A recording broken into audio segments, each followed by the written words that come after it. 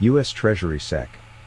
Yellen chastised by Chinese embassy for her inflammatory comments made during Zambia visit. Yellen claims Beijing is an obstacle to debt relief.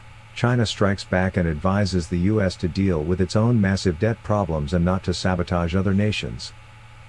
Sec. Yellen said on Tuesday that China was a barrier to ending Zambia's debt crisis and that progress on the debt relief discussion between the two sovereign states had taken far too long already to resolve. Her statement was met with a quick and clear response from China.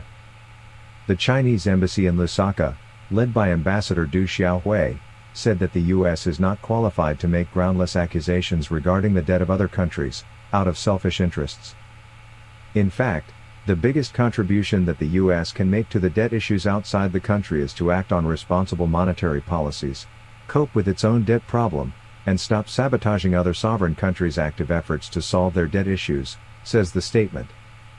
Zambia owes 1/3 of its $17.27 external debt, 2021, to both private and public Chinese lenders.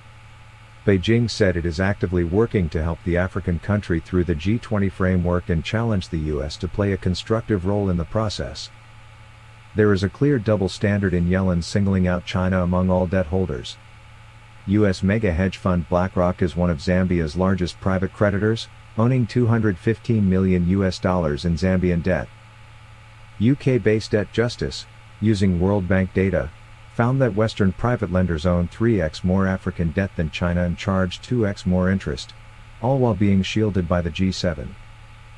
In 2020, at the height of the COVID pandemic, BlackRock and other Western banks refused Zambia's request to suspend debt repayments.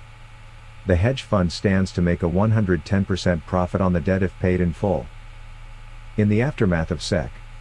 Yellen's comments, Zambian Finance Minister Sithumbeko Muzakotwane told the BBC that he was optimistic about discussions with major creditors, including China. He said debt restructuring talks could conclude by March.